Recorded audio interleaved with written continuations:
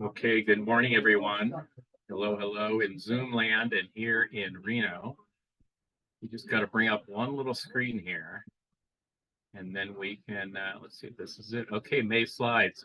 Let's see, Michael, AF6A, do you see the slide? Just shake your head if you do. Yeah, good. Okay, thank you. Welcome everyone to the May meeting. We have a big crowd out here. I think there was like 42 signed up. We've got a 40 some odd people here. And thanks to everybody that helped set this up because it's a very cool and unique slideshow. Before we do the 7QP live event, let's do the monthly meeting. So let's see. We have some money. Do you want to say anything, Doug, about this? We have money. Yeah, we're up for the year. We're down for the month because we bought new laptops for field day, and I've got all those programmed and ready, and I'll check them out just before the date. We also bought a brand new mesh network for field day, so we got a lot better network communications, and Mr. Byerly has set those up. Thank you for everybody renewing. There's got pretty good flow of people renewing. Appreciate it, and appreciate the few folks who have signed up on ARRL through the club. That's working okay, but they still haven't got me my commission checks yet. So. Okay, very good. And these numbers are also in the Cracklin Static, which is a newsletter. Let's go to volunteer. We have 410 members. We had 410 last month, and we have 13 new members. So my math is 13 haven't renewed yet, and 13 new ones came. We have 44 volunteer examiners, and thanks to Crystal,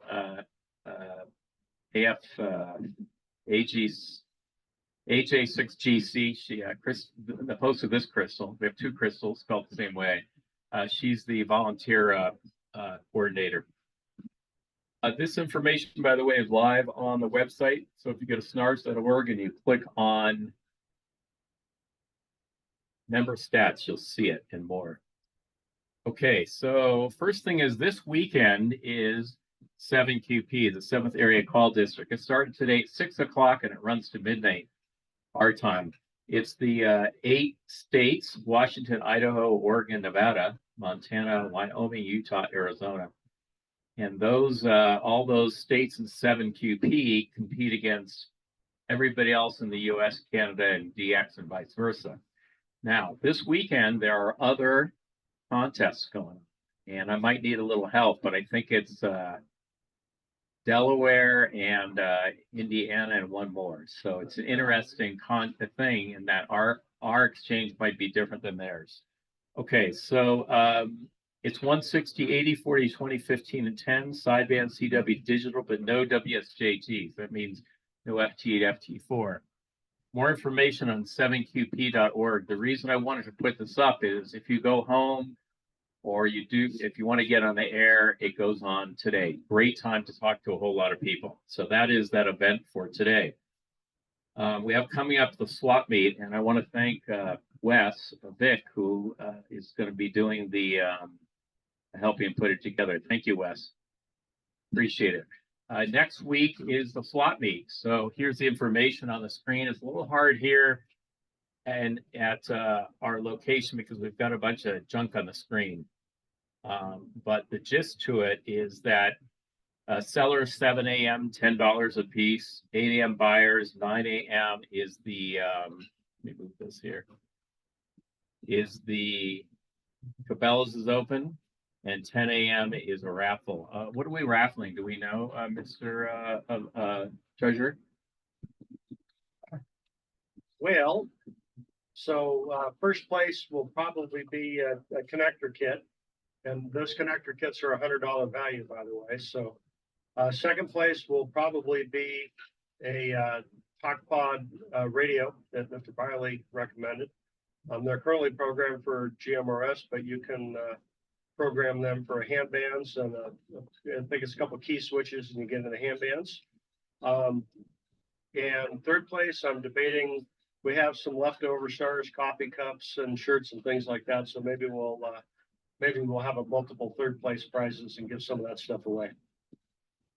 Okay, very good. So that's next week. at the slot, nice and loud, Bob. And you can also register that online and pay for it there. Well, thank you.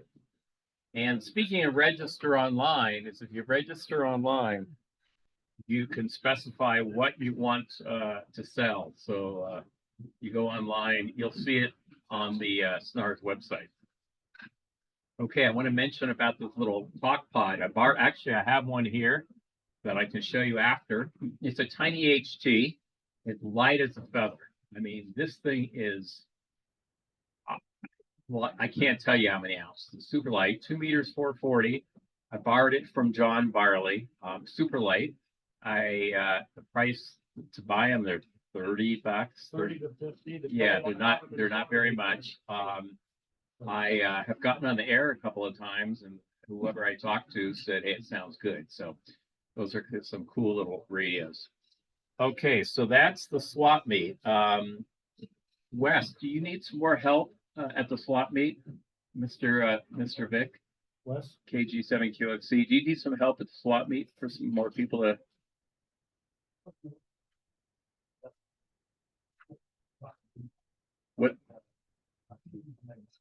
What time will you be there, do you think? Okay, about 6:30. So I'll be there to help bring some tables, and Doug will be there. And if we have a couple of people that are early risers that want to come by to help set things up, that would be great. So as of right now, the weather's looking good next Saturday. That's why we have a little rain and crud today. Okay, next screen is none other than the upcoming SNARS Terra Sierra Multi-Club Picnic. So last year we got rained out and became a pizza get together. This year we hope it's going to be great. It's going to be at Davis Regional Park, which is on the west side of 580 going south from here, from Reno. It's approximately equidistant with the north end of Washoe Lake. So if you haven't and you'd like to come, please click on the banner, that little banner up on the website, and register. It says, what do you want to bring? Somebody says, well, what are we having? I think we're doing hamburgers and hot dogs and some salads. I assume so. We And gotta talk about. We got to talk about that, but that's the plan. We'll know more here in a few days. So lots of stuff going on. Yeah, I think we set it for 11 to 4. And we have the whole place to ourselves. The other thing is that we're having a fox hunt. Anybody not know what a fox hunt is? Well, I'm just going to say, okay, there's at least one person. Okay, a fox hunt is a little beacon that is hidden. Can't tell you where it's hidden. And you bring an HT, and you either use your rubber ducky in your body as a reflector to figure out where it is. So it's like a scavenger hunt. You're trying to find it, and there's some sort of prize for doing that. So we'll get you the information when you sign up online. First of all, who has signed up so far? Okay, we got 2. I think we got 2 so far. I know there's a handful of people.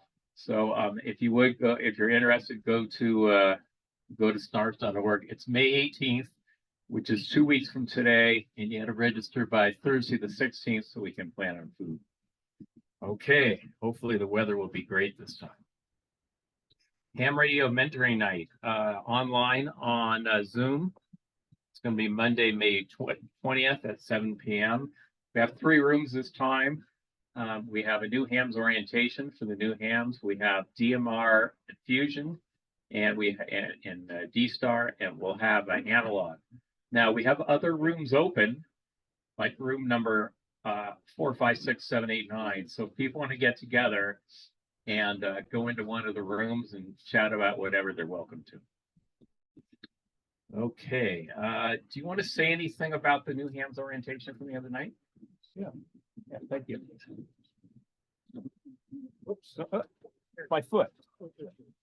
My foot. You go ahead. Yeah, Barry's trying to hold me back here. No, we had New Ham orientation last Monday up at the training center.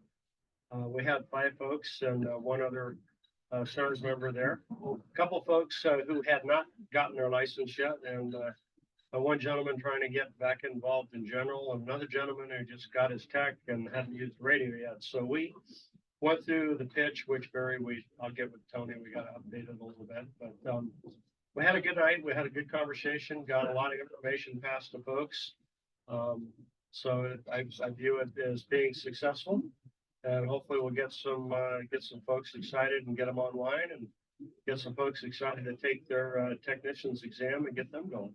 So it's a lot of fun. Thanks, Barry. Okay, super. Thank you very much. And talking to Tony, he's on vacation, by the way. I know, that's what I said. Bill, what, he's on vacation? I haven't found him all week, and finally he pops up. I said, been looking for you. He says, Puerto Vallarta, cute little town. I said, great. Well, go to when we're done with this little chat, enjoy the beach and a margarita. He's coming back to his home in Las Vegas on Sunday, and he'll be up here next weekend for the ham swap. He's coming up Friday, and he'll be at the ham swap, and then he's going to, I think, go to the South Shore Terra meeting, and so we'll see him around. There's a reason I mentioned Tony. Oh, Tony's concept for SNARS and the whole thing with he's the ARRL Pacific Division is that the new hams orientation is the start.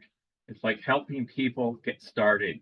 And his take is it might be a whole year-long track. We're not quite sure how this is going to exactly unfold, but we want to help people. I know there's a lot of Elmering, mentoring, helping people help people. So we'll know more about that as we figure it out. If you want to know more or you want to help out, just get hold of me. We have a membership. If you're interested with Tony, we have a membership committee or New Ham type committee, mentoring committee on Telegram. And, we're always looking for new ideas and new people and new thoughts. Right now it's a handful of us on there, but if you're interested, again, for helping out anywhere with the club, even if it's an hour a month, we can use your help. Yeah, that's great. The whole mentoring. It's there's a lot to it because not only is it finding the people and who can help and what's the time and what do you know. I mean, just by a quick show of hands here, how many people got into ham radio having a mentor or an Elmer? Okay, maybe 70 or 80%. Me too. And how many people, since they've been with SNARS, has used some sort of Elmer mentor, somebody helping them? Okay, probably at least 50%. Thing I want to say about Elmering is I always thought it was just to help the new ham. And after 51 years and change of ham, and I figured out it's to help the person that needs help in anything. New things, things you haven't done before. This gentleman over here helped me with a piece of software. I think that's the greatest thing about our club is we're very people-centric. We want to help people, make it fun, and great. Okay, so next thing is SNARS Field Day. It's June 21st to 23rd. It's actually, the field day itself is 22nd Saturday, 11 a.m. to 22nd Sunday, 11 a.m. We're going to get out there, I guess, around noonish or so. On Friday, set up. Saturday, we'll have a little we'll have a little dinner for those that are setting up and doing stuff on Friday night. Same thing for a little breakfast for those there. Then we'll do I believe we're going to do the annual Subi Tri-Tip. Because that's we have to confirm that. We got to confirm it with John Byerly. It was good, and we had it for lunch last year. We had a lot more people, so we made the main meal lunch, and we had people come from the morning and then lunch and stayed, and they left, and for dinner. So it's a great event. We have a team putting this together, and as we get a lot closer, we're going to need a lot of help setting up, help with the food, help with lots of things. So we'll be reaching out to you. So put it on your calendar. It's also on the website. Hold on just one sec, Bob, I get to you. It's also on the website. And if you click on that, on the website, it takes you to arrl.org Field Day, which you can go to now. has a lot of information about field day. We're going to be swapping this out probably after the in a couple weeks after the picnic, and have our Schnars information on there. Okay, we got a question from Bob. That Washoe Lake State Park, where's it going to be at? Okay, Washoe Lake State Park, same place as last year, which is the equestrian. Now, why do we want to be near a bunch of horse poop? The question might come up. And that is, last year was tremendous. It's a better choice, we found out, than the other place farther south. It's a better RF. We're not as far as the mountain. It's a lot better you can drive right up to where we put the food and all that. And we can spread out better. So overall, it had a huge thumbs up from last year. And then that's what we're going to do. It's possible, who was I was talking to? Ralph, W6RWL, says he has horses. Of course, he's not bringing horses to field day, but he might do a horse camp out. And let's see, I was going to ask you a question. What was it? I don't know. You were going to. I don't know. It will all come back. Okay, thanks, Bob. So put it on your calendar if you would. If you're not local and you're going to be away for some reason, and you want to go to field day, or you don't want to go to this field day, there are all over the country. And that reminds me, I need to put this one on the field day locator. So on the ARRL website there, field day, there's a field day locator. It tells you where the other ones are. One time I was out of town for a wedding in the afternoon on a Saturday. I was down in San Jose, so I found one in the morning, went there for about 3 hours. It's a lot of fun. Does anybody not know what field day is? Okay, I think we got everybody there. Good. Okay, we're going to move along here. Comments. So first I want to ask if Mr. Control Net, yes, you. If Pat would come up and speak for 30 seconds to a minute, really short. I'm setting a timer. Okay, really short about what's going on the repeater system. He'll give you a quick update. Stand back here so I get feedback. Thank you. Thanks, Barry. For those of you that don't know who I am, my name's Pat Sheehan. I'm W7DED. I do a lot of the technical work on the mountaintops along with our rest of our technical folks. And I want to extend thanks to everybody that gives assistance in one form or another. Thank you. In any case, the big thing that I wanted to cover is this week we had to make an operational change to the Virginia Peak repeater, the 14703. It was appearing to be sick. You couldn't get into it, particularly with a handheld. And from my house, I live out in Spanish Springs. I used to be able to get into it with my HT from inside my house with 100 milliwatts. I couldn't do that anymore. I had to put my HT on at least 5 watts in order to be able to get into it. That's a big change. So we went up there and checked out the duplexers and the feed line and the antenna to make sure that something hadn't changed in our equipment. But the bottom line, what appears to be occurring is there's some interference up there. And I think it's a combination of our transmitter. There's an FM broadcast station in the building up there that's on 89.1. I believe it's an NPR station. They're kind of in violation of what in their operation. They're supposed to have a bandpass filter connected in with their transmitter, and it's not. It's disconnected. So I'm kind of thinking that might be part of our problem. It certainly would give some additional isolation between our frequency and their frequency. 89.1 to 147.6. Where are you going, Barry? I want you to say the thing about the crossband repeat limit. Oh, I'm getting there. And then I'm kicking you out of there. Oh, okay. Your I've minute- your exceeded minute my time limit. Is over. Okay. In any It's a case, contest. Come on. sorry. But the thing that you need to understand about the configuration of the Virginia Peak repeater now is it's functioning kind of like a crossband repeater. If you go in on the 14703 repeater, it doesn't repeat out on 14703, but it does go out the link transmitters to the other sites. So if somebody is trying to listen to you while you're talking on 14703, they're not going to hear you. So it's literally a crossband configuration. It's not ideal, but it works a lot better than it did. I can now get into it with 100 milliwatts from inside my house. I was able to get into it sitting here at the table.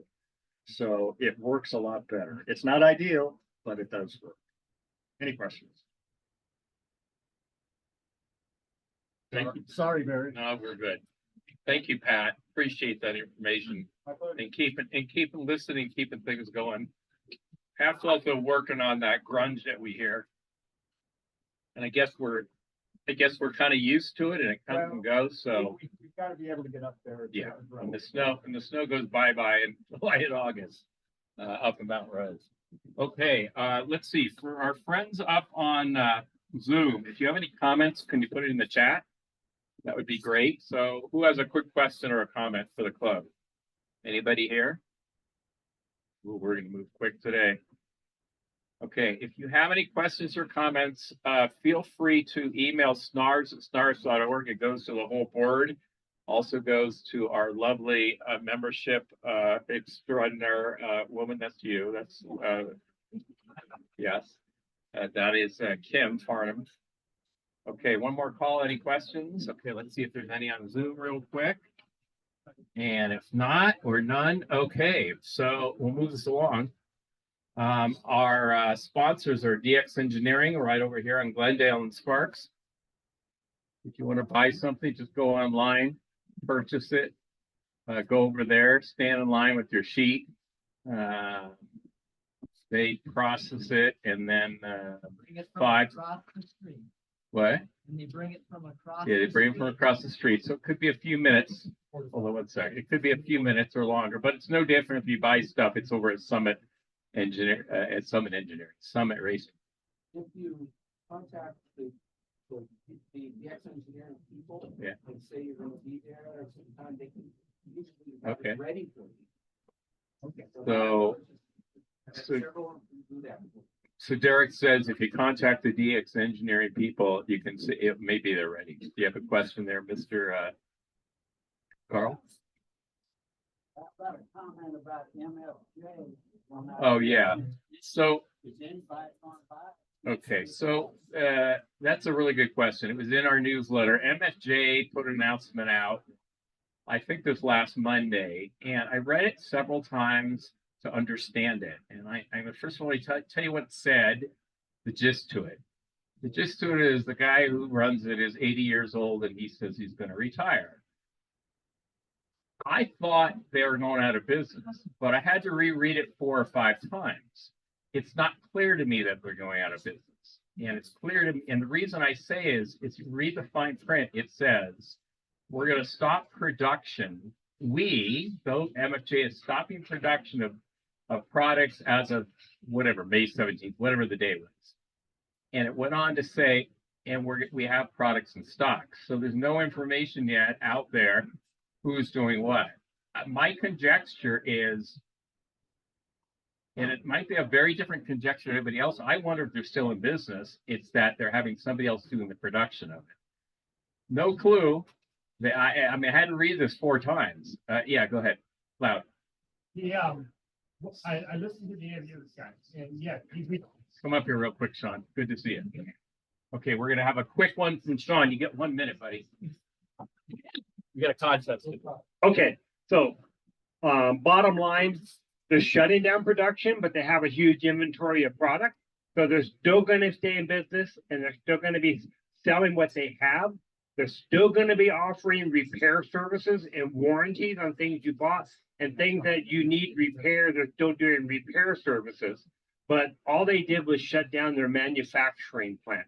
So, so you can take that for whatever it's worth, but that was from an actual interview with the 80-year-old guy.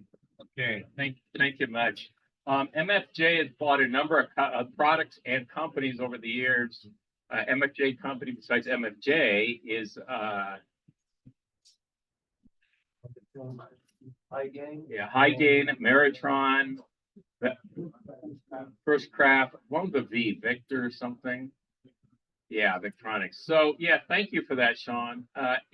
It's a little confusing because it looked when everybody got it, in the ham committee, it looked like, it's the end. And I'm not sure it's the end, it's the end of their manufacturing. And nobody have any information yet as to who's buying it.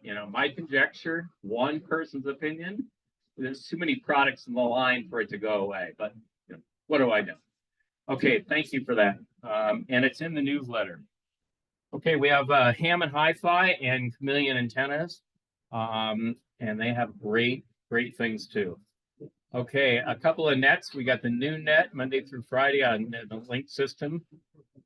When at noon, we have the digital net on 8 o'clock on Tuesday nights, and we have a D-Star net at 6 p.m. on Wednesday nights. Okay, we're going to have a presentation here. We're going to take a little break for a couple of minutes. We're going to get some stuff set up, but we're going to do live on the air 7QP. Derek, W7DLZ, and myself, K6ST, are going to lead it. We're going to start with a tiny presentation of what it is. We have a radio set up here with an antenna outside, thanks to Derek, and the radio is courtesy of Tyler, and we have some cool stuff to show on the screen.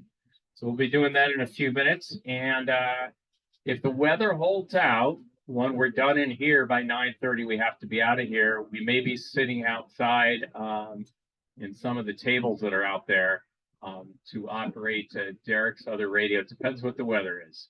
So that's what's going on.